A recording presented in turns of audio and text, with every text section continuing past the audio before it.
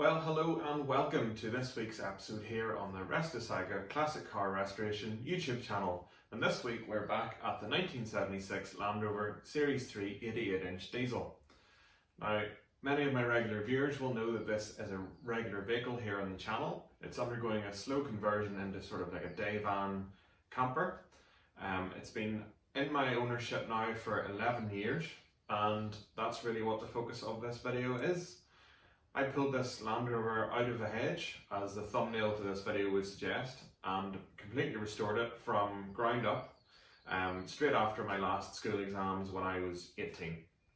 I spent many hours crawling underneath it, working on it, teaching myself how to fix it, used magazines at the time, then moved on to the internet how to teach me. And really what I wanted to do in this video was share with you the journey, tell you everything that I've done. There's been some changes even have gone on with the vehicle after the restoration finished, and I'm also going to look at some of the changes that I plan for the immediate future and also for the long term, because as you know, a restoration never really finishes. Maybe the major work is done, but there's always a little bit of finessing or changing the use of a vehicle. So without any further ado, let's have a look at the Land Rover in a little bit more detail.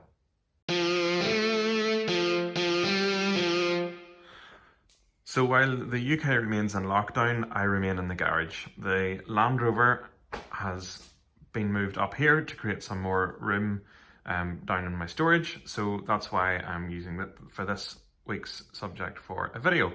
And as you can see, it's been lovely and wet outside, so the Land Rover is dripping all over my nice clean new garage floor, but no matter.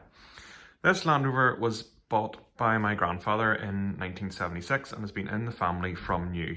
My mother learned to drive in it, my cousins learned to drive in it, it then subsequently went far and was pushed into the hedge where it lay for 12 years.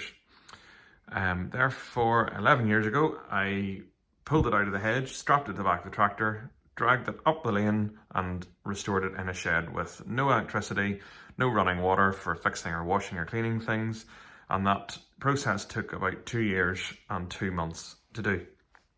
And that was my first restoration, and that's really what has got me to where I am today. Some things have changed at the Land Rover, but we'll come to those in a minute. But the main focus and the main reason why I could restore this Land Rover was that my grandfather had put it on a galvanised chassis. And we'll have a look at that now. I believe it's a Richards item, and there it is in there. Obviously it was done quite some time ago, so 11 years of my ownership plus 12 years odd lying in a hedge. Weren't a lot of vehicles going on galvanised chassis 20-25 years ago, so this is quite an early one to have had that done. I don't know when it was done. It could have been earlier than that, I really don't know, but that was the main reason why I was able to do this on my student budget, because the chassis was sound. Other than the chassis being sound, everything else that was steel was rotten, and I'm hoping to be able to insert some photographs here to show you just how bad it was. The bulkhead was gone beyond all recognition. It was beyond salvageable. Some of the more complex areas around the top, around the vents, the bottom of the windscreen hinge mounts as well, and the footwells were completely rotten. So therefore, to provide me with a new bulkhead and wing, certainly on the far side, which was dinged whenever it was pushed into the hedge, I got a second Land Rover Series 3, a 1984 one, and I bought that locally for £300, and that was only 11 years ago. I don't know how you would ever get a Series 3 for £300 now, and to be honest, I'm kicking myself now, but I was able to take the bits off that I needed, and that included the bulkhead, which required minimal welding. The main pieces, and you can probably see, from memory, there's a patch in here. There's a little bit of repair along both the top of the vents, and there's somewhere that had 2 new footwells and a bottom of the A-pillar on the passenger side. Those are the main repairs. And then, because I was 18 and I really quite liked the Land Rover SVX, which was out at the time, you may remember that. I'll insert a little photo of it here now.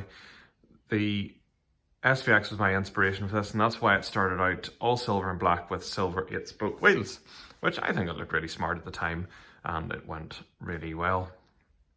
I managed to part out the second Land Rover. I'll wasn't great. The engine was sitting in the back, which is obviously not right. It wasn't rear engined. I parted it out and sold it on, and got probably about £3,000 worth back in parts, which was delightful. It had a fairly decent chassis, although it had been heavily repaired, and I got an axle out of it and other bits, small bits of mechanical pieces. Sold lots of things to other people here locally in Northern Ireland. Other than that, then thinking of the mechanicals, let's go and open up the bonnet and we'll have a wee talk about underneath there. So really underneath the bonnet, this Land Rover is quite largely stock. Still keeps its original 2.25 litre normally aspirated 4-cylinder diesel. I didn't open up this engine, I didn't take the head off or anything. It has its original speedometer as far as we're all aware throughout the family, and it only has 42,000 miles on it. So it got an oil change and obviously new plumbing into the injectors, new filter, the whole works, a thorough service. But I did rebuild the diesel injector pump and injectors. Well, when I said I rebuilt them, I had them rebuilt, and that was probably the biggest mechanical expense in terms of the engine. Originally when I rebuilt it, I put a K&N air filter on, but that's quite noisy, so the oil bath has gone on. Other things under here is largely it got a repaint. I did keep it in the original sort of duck egg blue-green type colour, but in the years subsequently it painted black, which is actually a really stupid thing to do because you can't see where the oil's leaking from. But here, you live and learn. Brand new radiator. The old one had actual holes in it. I don't know whether someone took a shotgun to it. Anything's possible. And that's really it for underneath the bonnet. Later on, I put some sound deadening in here. It's probably not all that effective, really. I'd like something with a bit more thickness to it, but we'll go around to have a look inside it and talk about gearbox, axles, and the overdrive. So, the interior of the Land Rover. This is probably the biggest visual change, other than the colour, obviously. We'll talk about that in a second. These seats I got off eBay as a set with the cubby box, and I think they look really smart. The ivory matches in well with the interior, and the black matches well with the exterior. So I'll be keeping those with any future work. The interior is completely standard, apart from the rubber mats, which are from Right Off-Road, and those are only added maybe 3 years ago. Brilliant job, add mass and kill both noise and vibration. Absolutely cannot recommend these highly enough, and these really decent guy to deal with. Also added at around the same time was an overdrive unit, which I rebuilt myself, having found it just outside Dublin for probably about £100, plus another £100 worth of bearings to get it working. And here we go, it's performed absolutely faultlessly, which is actually quite surprising because I've never really rebuilt something that mechanical before. So there you go.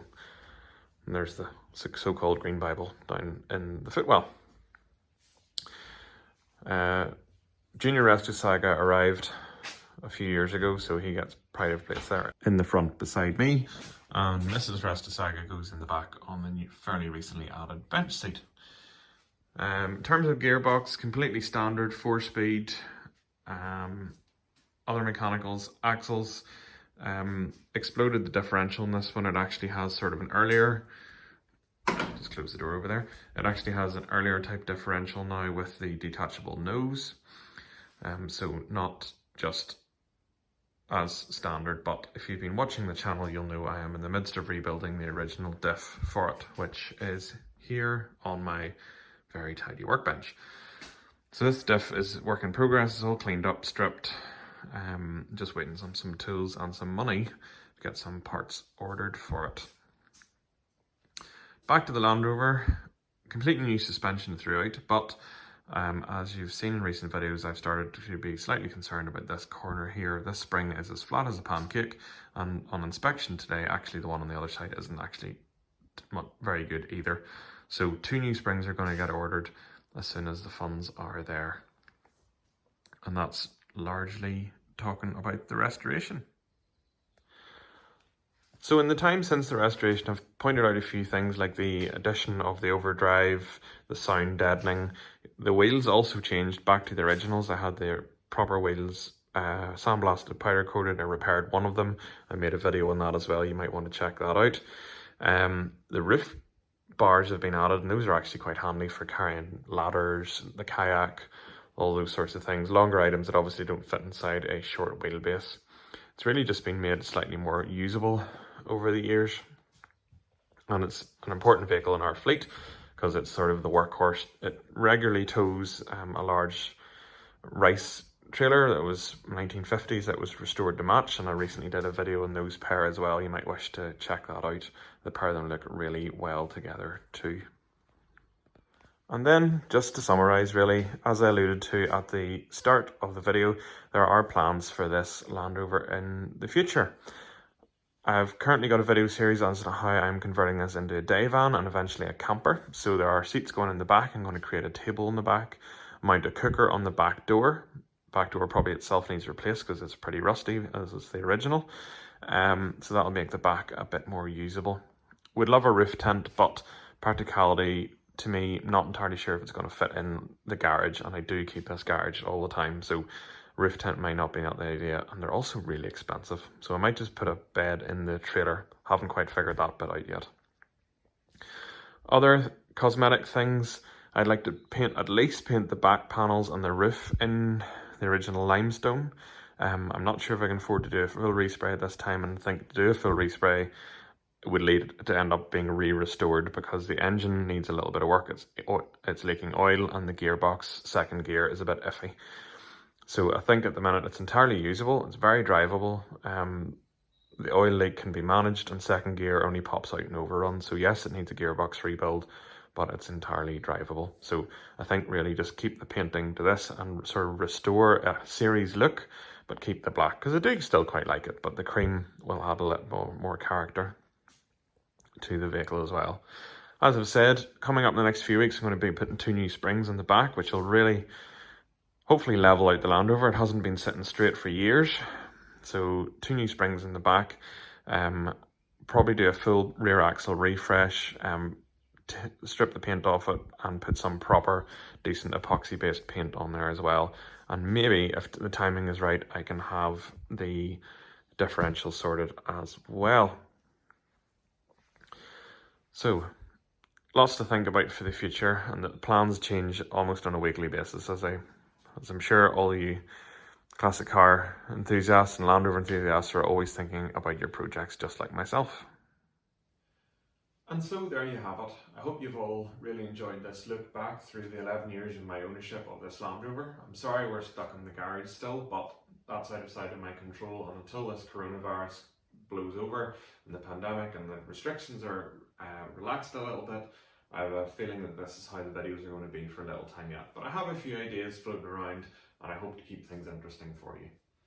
The Land Rover's been the longest vehicle here in the fleet. I've probably had the most done to it. Maybe not actually thinking about how in-depth the Morris Minor restoration was, but we'll be looking at that in its own time in the weeks to come. So once again, thanks very much for watching. Please hit the subscribe button down below. I'd really appreciate your support. I reply to all my comments, so please feel free to send me a comment or suggestion, a hint, a tip, a question. I will reply to them all and answer them all. Also give my video a little thumbs up. Really appreciate that. It just grows the engagement here on the channel. So once again, thanks very much for watching, and I'll catch you again next week. Cheerio!